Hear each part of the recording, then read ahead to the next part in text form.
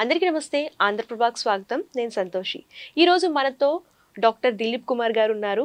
Ayurvedic నాడీ వైద్యులు, acupuncture అయినటువంటి డాక్టర్ దిలీప్ గారు మనతో పాటు ఉన్నారు. ఆయన అడిగి మరికొన్ని విషయాలు తెలుసుకుందాం. నమస్తే సార్. నమస్తే. ఈ మధ్య కాలంలో చూసుకున్నట్లయితే ప్రోటీన్ పౌడర్లని, సో కొత్త కొత్త అంటే విటమిన్ అంటే చాక్లెట్స్ అని ఇట్లాంటివి ఎక్కువ బాగా అట్రాక్ట్ అవుతున్నాయి ప్రెసెంట్ మార్కెట్లో. సో అవి ఎంతవరకు కరెక్ట్ సార్? అంటే డైరెక్ట్గా అవి తీసుకుంటే నిజంగానే ప్రోటీన్స్ ఇవన్నీ వస్తాయా? దానివల్ల ఏమైనా సైడ్ ఎఫెక్ట్స్ ఉంటాయా? చూడండి, ఇప్పుడు ఎగ్జాంపుల్గా చాలా మంది చాక్లెట్లు అలాంటివన్నీ మీరు అంటున్నట్టు విటమిన్స్ చాక్లెట్స్ మీరు అంటున్నారు, ఇవన్నీ ఎంతవరకు తిని ఒకవేళ విటమిన్స్ హెల్దీగా ఉన్నారని ఒక్క అబ్బాయిని చెప్పండి. పేరెంట్స్ ఇప్పిస్తున్నారు చాక్లెట్స్, ఆ చాక్లెట్స్ తిని మన పిల్లలు హెల్దీగా ఉన్నారని ఒక్కరితో చెప్పించండి. అంటే అర్థమవుతుంది మనకి. అది వద్దని అప్పటికి చెప్తుంటే కూడా పిల్లలు గారాబంతో ఇప్పిస్తుంటాం. మనం కూడా ఎక్కువ ఇంట్రెస్ట్ తోటి కూడా సర్లే తినండి, తనకి ఇష్టం ఉండి తింటుంది అనుకుంటాం. కానీ ఈ గారాబం అనేది కూడా ఇక్కడ చాలా పెద్ద ప్రాబ్లం అయిపోతుంది. గారాబం చేయాలి, కానీ ఎక్కడ చేయాలి? ఫుడ్ దగ్గర కాదు, ప్రేమలో, అంటే కమ్యూనికేషన్లో. చదివే విషయంలో గారాబం చేసి చెప్పండి, ప్రేమగా చెప్పండి, పిల్లలు ఇంకా బాగా చదువుతారు. అంటే ప్రేమతో కొన్ని ఎథిక్స్ నేర్పించండి.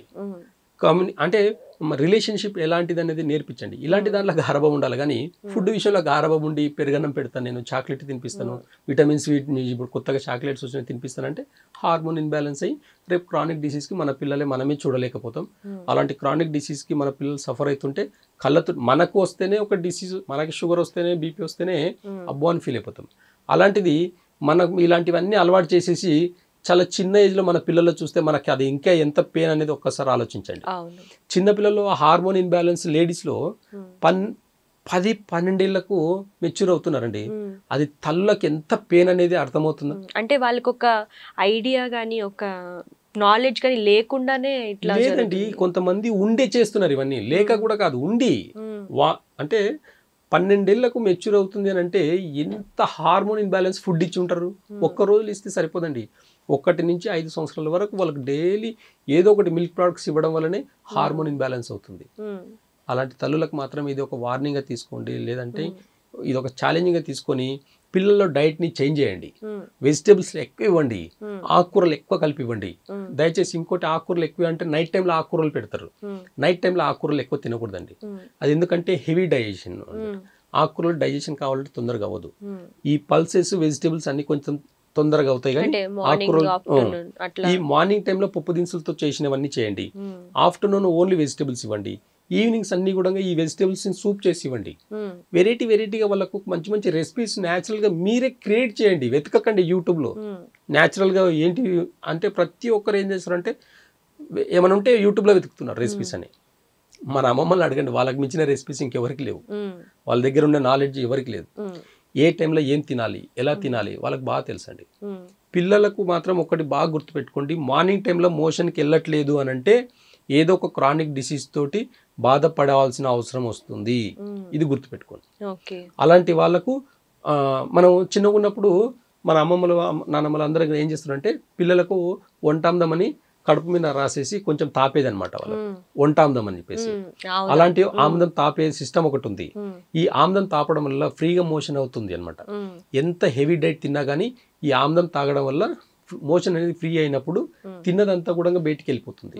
బాడీలో అనవసరమైన ఫుడ్ అనేది ఉండదు, ఇంకా అనవసరమైన మలం అంతా ఉండదు. ఈ ఇంటెస్టైన్ అంతా కూడా ఎంటీ అయిపోవాలి, క్లీన్ అవుతుంది. ఇంకోటి తిన్నది కూడా ఆమ్దం తాగడం వల్ల ఏమవుతుందంటే ఈజీగా డైజెషన్ అవుతుంది. ఈ డైజెషన్ ప్రాసెస్ ని ఇంప్రూవ్ చేయండి. ఎగ్జాంపుల్ ఇంకోటి చెప్తానండి, మనం అంటే ఒక 40+ ఉండే ఏజ్ వాళ్ళందరూ కూడా చిన్నగా ఉన్నప్పుడు మట్టిలో ఆడుకొని మట్టి కూడా తిన్న రోజులండి. అలాంటి వాళ్ళకి ఎక్కడ ప్రాబ్లం రాలే. కానీ ఈ రోజుల్లో మట్టిలో ఆడుకోదానికి కూడా ఇవ్వట్లేదు మనం. అపార్ట్మెంట్లు అయిపోయినాయి. అసలు మట్టిలో ఆడుకుంటే ఆ జెమ్స్ అంటే అవంట అని చెప్పేసి చాలా అసలు అవేర్నెస్ ఉండి చేస్తున్నారా లేక చేస్తున్నారా తెలియట్లేదు. కానీ ఆ పేరెంట్ కూడా ఆ ఏజ్ లో ఏం చేశారనేది చూస్తే, ఎలా ఆడుకున్నాడు అనేది చూస్తే చాలు. మన పిల్లలు కూడా అలాంటి ఒకటి హెల్దీ యొక్క రిలేషన్, పిల్లల దాంట్లో అలా ఆడుకునేదానికి నేచర్ ఒకటి ఇస్తున్నామంటే చాలా హెల్దీగా పెరుగుతారు. ఈ భూమి పైన ఆడుకునే గేమ్స్ అన్ని కూడా అండి పిల్లలకు చాలా ఎనర్జెటిక్ గా ఉంటాయి అన్నమాట. ఈ ఇండోర్స్ కన్నా అవుట్డోర్ అనే ఆడుకోవడం ఇవ్వండి. వాళ్ళు చేసే అవన్నీ ఆటల్లో చేసే ఎక్సర్సైజ్ లాగా ఉంటుంది అనమాట. అవన్నీ కూడా చూసి అబ్జర్వ్ చేస్తే ఒక ఖోఖో తీసుకోండి, కబడ్డీ, ఇలాంటివి అవుట్డోర్ గేమ్స్ అన్నీ కూడా ఫిజికల్గా చాలా స్ట్రాంగ్ అయ్యేదానికి ఎక్కువ అనమాట. హెపటైటిస్ బాగా అంటే ఆకలి బాగా పెరిగేదానికి ఆస్కారం ఉంటుంది.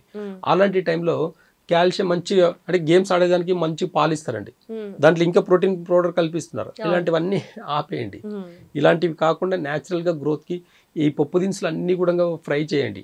డ్రై ఫ్రూట్స్ అన్నీ ఫ్రై చేసేసి మంచిగా ఒక పౌడర్ చేసుకొని స్టోర్ చేసి పెట్టుకొని దాన్ని పాలు దాన్ని పాలలో కల్పిస్తారు. దాన్ని ఇంత బెల్లంలో కలిపి ఇవ్వండి. బెల్లంలో ఉండే కాల్షియం, బెల్లంలో ఉండే ఐరన్ ఏ దాంట్లో దొరకదండి. అంటే బెల్లం అంత బాగుంటుంది. అంటే ఈ పప్పు దినుసుల్ని బెల్లం లడ్డూల్లా కట్టేసి ఒక లడ్డు ఇవ్వండి, పాలు తప్పకండి, ఒక లడ్డు ఇవ్వండి, దాంట్లో ఒక 1 లీటర్ వాటర్ తప్పండి కావాలంటే. అంతేకాని మంచి మంచి రెసిపీస్ని వెతకండి.